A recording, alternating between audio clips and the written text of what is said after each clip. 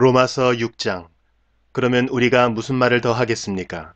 은혜를 더하게 하려고 계속 죄를 지어야 하겠습니까? 절대로 그럴 수 없습니다.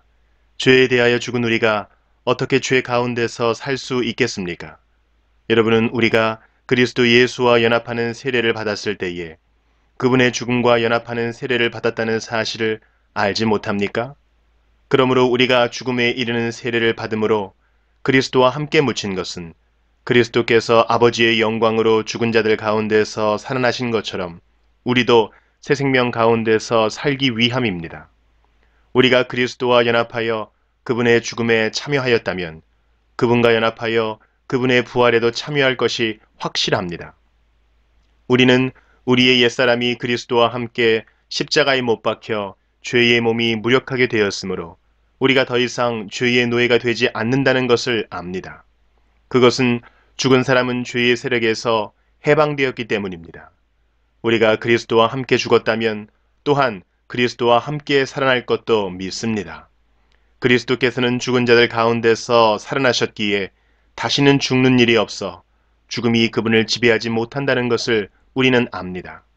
그리스도께서 죽으신 것은 죄에 대해서 단번에 죽으신 것이며 그리스도께서 다시 살아나신 것은 하나님께 대하여 살아나신 것입니다. 이와 같이 여러분도 여러분 자신을 죄에 대해서는 죽은 사람으로 하나님께 대해서는 그리스도 예수 안에서 살아있는 사람으로 생각하십시오. 그러므로 죽게 될 여러분의 몸에 죄가 왕노릇하여 몸의 욕심을 따라 살지 않도록 하십시오. 또한 여러분의 몸을 불의를 행하는 도구로 죄에게 내어주지 말고 죽은 자들 가운데에서 살아난 자들답게 여러분의 몸을 의를 행하는 도구로 여러분 자신을 하나님께 드리십시오. 여러분은 율법 아래 있지 않고 은혜 아래 있으므로 죄가 여러분에게 왕노릇할 수가 없습니다. 그러면 어떻게 해야 하겠습니까? 우리가 율법 아래 있지 않고 은혜 아래 있다고 해서 죄를 짓자는 말입니까? 절대로 그럴 수는 없습니다. 여러분이 어떤 사람에게 복종하여 여러분 자신을 그 사람에게 바치면 여러분은 그 사람의 종이 된다는 것을 알지 못하십니까? 여러분은 죽음에 이르는 죄의 종이 될 수도 있고 의에 이르는 순종의 종이 될 수도 있습니다. 그러나 하나님께 감사할 것이 있습니다.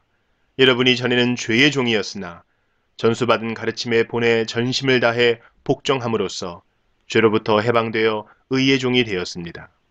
여러분의 육신이 연약하기 때문에 일상적인 말로 예를 들어 말하겠습니다. 여러분이 전에는 여러분의 몸을 더러움과 불법의 종으로 들여 불법을 행했습니다. 그러나 이제는 여러분의 몸을 의의 종으로 들여 거룩함에 이르십시오. 전에 여러분이 죄의 종이었을 때는 의의 다스림을 받지 않았습니다. 그때 여러분이 얻은 열매는 무엇입니까? 지금에 와서 부끄러워하는 그 일들의 마지막은 사망이었습니다. 그러나 이제는 여러분이 죄에서 해방되어 하나님의 종이 되었습니다. 그리하여 거룩함에 이르는 열매를 맺고 있습니다. 그 일의 마지막은 영생입니다. 죄의 대가는 죽음이지만 하나님의 선물은 우리 주 예수 그리스도 안에 있는 영생입니다. 로마서 7장. 형제자매 여러분, 나는 지금 율법을 아는 여러분에게 말하고 있습니다. 여러분은 율법이 사람이 살아있는 동안에만 그 사람을 지배한다는 것을 알지 못합니까? 이를테면 결혼한 여자는 남편이 살아있는 동안에는 법에 의해 남편에 매여 살아야 합니다. 하지만 남편이 죽으면 그 여자는 남편에게 매여 있던 법에서 해방됩니다. 그래서 여자가 남편이 아직 살아있는데도 다른 남자와 결혼하면 그 여자는 간음죄를 짓는 것이 되지만 만일 남편이 죽으면 그 여자는 그 법에서 해방되므로 다른 남자와 결혼하더라도 간음죄를 짓는 것이 되지 않습니다. 내 형제자매 여러분, 이와 같이 여러분들도 그리스도의 몸으로 말미암아 율법에 대해 죽었습니다. 이제 여러분은 하나님께 열매를 맺기 위해 다른 분, 곧 죽은 사람들 가운데서 살아나신 그분의 사람이 되었습니다. 전에 우리가 죄의 성품에 사로잡혀 살았을 때는 율법이 우리 몸속에서 죄를 지으려는 욕망을 일으켜 죽음에 이르는 열매를 맺게 했었습니다. 그러나 이제 우리는 우리를 가둔 율법에 대해 죽고 율법으로부터 해방되었습니다. 그러므로 우리는 기록된 문자에 따라 하나님을 섬기는 것이 아니라 성령의 새로운 방법으로 하나님을 섬깁니다. 그렇다면 우리가 무슨 말을 하겠습니까? 율법이 죄입니까? 절대로 그렇지 않습니다. 율법이 없었다면 나는 죄가 무엇인지 알지 못했을 것입니다. 율법이 탐내지 마라고 말하지 않았다면 나는 탐내는 것이 무엇인지 알지 못했을 것입니다. 그러나 죄는 이 계명을 이용하여 기회를 엿보아 내 속에서 온갖 탐심을 일으켰습니다. 율법이 없다면 죄는 죽은 것이나 다름없습니다. 전에 내가 율법과 상관이 없었을 때 나는 살아 있었습니다. 그러나 계명이 들어오자 죄가 살아났고 나는 죽었습니다. 그래서 생명으로 인도해야 할 계명이 사실 나를 죽음으로 이끄는 계명이 되고 말았습니다. 죄가 계명을 이용하여 기회를 엿보아 나를 속였고 그 계명으로 나를 죽였습니다.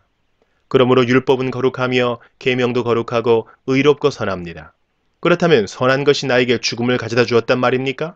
절대로 그렇지 않습니다. 죄가 죄인 것으로 드러나도록 하기 위해서 죄는 선한 것을 이용하여 나에게 죽음을 가져왔습니다. 그리하여 죄는 계명을 통해 한층 더 죄의 참모습을 드러내게 된 것입니다. 우리는 율법이 영적인 것이라는 사실을 압니다. 그러나 나는 영적이지 못하며 죄의 노예로 팔린 몸입니다. 나는 내가 하는 일을 이해를 못하겠습니다. 내가 하고 싶어하는 일은 하지 않고 미워하는 일을 행하고 있으니 말입니다. 내가 그런 일을 하면서도 그 일을 원하지 않는 것은 율법이 선하다는 것을 인정하는 셈입니다. 그런데 이제는 원하지 않는 일을 하는 존재는 내가 아니라 내 안에 살고 있는 죄입니다. 나는 내 안에, 다시 말해서 나의 죄악된 본성 안에 선한 것이라고는 하나도 존재하지 않는다는 사실을 압니다. 선을 행하려는 바람은 내게 있지만 선을 행할 수는 없습니다. 나는 원하는 선은 행하지 않고 원하지 않는 악을 행합니다. 내가 원하지 않는 일을 행하고 있다면 그 일을 행하는 자는 내가 아니라 바로 내 안에 살고 있는 죄입니다. 그러므로 나는 이런 법칙을 발견했습니다. 선을 행하려는 마음은 나에게 있지만 악이 나와 함께 있다는 것입니다. 사실 나의 속 중심에서는 하나님의 법을 즐거워합니다. 그러나 나의 몸의 여러 부분들에서는 다른 법이 작용하고 있습니다. 그 법이 내 마음의 법과 싸워 나를 내 몸에서 작용하고 있는 죄의 법에 사로잡히게 합니다. 나는 참으로 비참한 사람입니다. 누가 나를 이 사망의 몸에서 구원해 내겠습니까? 우리 주 예수 그리스도로 인하여 하나님께 감사합니다. 그러므로 나는 마음으로는 하나님의 법에 복종하는 한편 죄악된 본성으로는 죄의 법에 복종하고 있습니다. 로마서 8장. 그러므로 이제 그리스도 예수 안에 있는 사람은 정죄를 받지 않습니다. 그것은 그리스도 예수 안에서 생명을 주시는 성령의 법이 죄와 사망의 법에서 여러분을 해방시켰기 때문입니다. 율법이 죄의 본성 때문에 연약하여 할 수 없었던 것을 하나님께서는 죄를 없애기 위해 자신의 아들을 죄 있는 사람의 모양으로 보내심으로써 행하셨습니다. 하나님께서는 죄인들 속에 거하고 있는 죄에 대해 유죄 판결을 내리셨습니다. 이렇게 하여 죄의 본성에 따라 살지 아니하고 성령에 따라 살고 있는 우리에게 율법의 의로운 요구들이 완벽히 이루어졌습니다. 죄의 본성을 따라 사는 사람들은 죄의 본성이 바라는 일을 생각하지만 성령을 따라 사는 사람들은 성령이 바라시는 일을 생각합니다. 죄의 본성의 지배를 받는 사람의 생각은 죽음이지만 성령의 지배를 받는 사람의 생각은 생명과 평강입니다. 죄의 본성이 생각하는 것은 하나님을 거스르는 것입니다. 그것은 하나님의 법에 복종하지 않을 뿐 아니라 할 수도 없습니다. 죄의 본성의 지배를 받는 사람은 하나님을 기쁘시게 할 수 없습니다.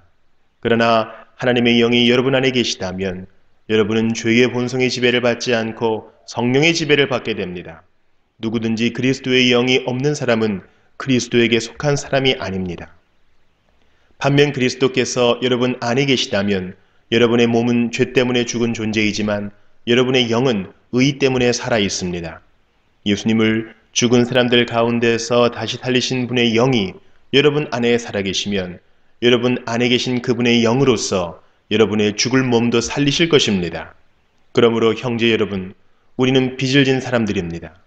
그러나 죄의 본성을 따라 살아야 하는 죄의 본성에 빚진 사람이 아닙니다. 죄의 본성에 따라 산다면 여러분은 죽을 것입니다. 그러나 성령이 도우심을 받아 몸에 악한 일을 죽인다면 여러분은 살 것입니다. 왜냐하면 하나님의 영으로 인도받는 사람들은 누구나 하나님의 자녀이기 때문입니다. 여러분이 받은 성령은 여러분을 다시 두려움에 이르게 하는 노예로 만드는 영이 아니라 여러분을 하나님의 자녀가 되게 하는 영이십니다. 그래서 우리는 그 성령을 의지하여 아바 아버지라고 부를 수 있는 것입니다. 성령께서는 친히 우리의 영과 함께 우리가 하나님의 자녀라는 것을 증언합니다. 자녀라면 또한 상속자이기도 합니다. 우리는 하나님의 상속자이며 또한 그리스도와 공동의 상속자입니다. 그래서 우리는 그리스도께서 누리시는 영광에 참여하기 위해 그분이 겪으신 고난에도 참여하는 것입니다. 나는 현재 우리가 겪는 고난은 장차 우리에게 나타날 영광과 비교하면 아무것도 아니라고 생각합니다. 모든 피조물은 하나님의 자녀들이 나타나기만을 간절히 기다리고 있습니다. 피조물은 허무하게 되었습니다. 그렇게 된 것은 피조물이 원해서가 아니라 그렇게 하신 하나님의 뜻 때문이었습니다. 하지만 소망은 있습니다. 그것은 피조물도 썩어짐의 굴레에서 해방되어 하나님의 자녀가 누리는 영광스러운 자유에 참여하리라는 소망입니다. 우리는 모든 피조물이 이제까지 신음하고 해산의 고통을 겪고 있다는 것을 압니다.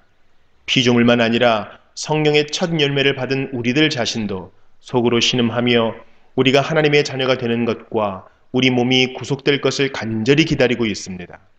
우리는 이러한 소망으로 구원을 받았습니다. 눈에 보이는 소망은 소망이 아닙니다. 보이는 것을 소망하는 사람이 어디 있겠습니까? 따라서 우리가 아직 보지 못한 것을 소망한다면 우리는 그것을 인내함으로 기다려야 합니다. 이처럼 성령께서는 우리의 약함을 도와주십니다. 우리는 무엇을 기도해야 하는지도 모르지만 성령께서는 말로 다 표현할 수 없는 간절함으로 우리를 위해 중보기도를 하십니다. 사람의 마음을 꿰뚫어 보시는 하나님께서는 성령의 생각이 무엇인지를 아십니다. 그것은 성령께서 하나님의 뜻에 따라 성도들을 위해 중보기도를 하시기 때문입니다. 우리는 하나님께서 모든 일을 하나님을 사랑하는 사람, 즉 하나님의 목적을 위해 부름을 입은 사람들의 선을 위하여 하신다는 것을 알고 있습니다. 하나님께서는 전부터 하셨던 사람들을 그분의 아들과 동일한 형상을 갖도록 미리 정하시고 하나님의 아들을 많은 형제들 중에서 맏아들이 되게 하셨습니다. 하나님께서는 미리 정하신 사람들을 부르셨고 부르신 사람들을 의롭다고 하셨고 의롭다고 하신 사람들을 영화롭게 하셨습니다. 이 점에 대해 우리가 무엇이라고 말할 수 있겠습니까? 하나님께서 우리 편이시라면 누가 우리를 대적하겠습니까? 자기 아들까지도 아끼지 않고 우리 모두를 위해 내어주신 분께서 그 아들과 함께 우리에게 모든 것을 은혜로 주지 않으시겠습니까? 하나님께서 택하신 사람들을 누가 고소할 수 있겠습니까? 의롭게 하시는 분은 하나님이신데 누가 감히 죄가 있다고 판단하겠습니까? 죽으신 분은 그리스도 예수이십니다. 그분은 죽으셨을 뿐만 아니라 다시 살아나 하나님의 오른편에 앉아 계시면서 우리를 위해 중보기도를 하고 계십니다. 누가 우리를 그리스도의 사랑에서 끊을 수 있겠습니까? 환난입니까? 아니면 어려움입니까? 핍박입니까? 그렇지 않으면 굶주림입니까? 헐벗음입니까? 위험입니까? 아니면 칼입니까? 성경에 기록된 것처럼 우리는 하루 종일 주님을 위해 죽음에 직면하고 있습니다. 우리는 도살당할 양과 같은 대접을 받았습니다. 그러나 우리는 우리를 사랑하신 하나님을 힘입어 이 모든 것을 이기고도 남습니다. 나는 확신합니다. 죽음이나 생명이나 천사들이나 하늘의 권세자들이나 현재일이나 장래일이나 어떤 힘이나 가장 높은 것이나 깊은 것이나 그 밖에 어떤 피조물이라도 우리를 우리 주 그리스도 예수 안에 있는 하나님의 사랑에서 끊을 수 없습니다.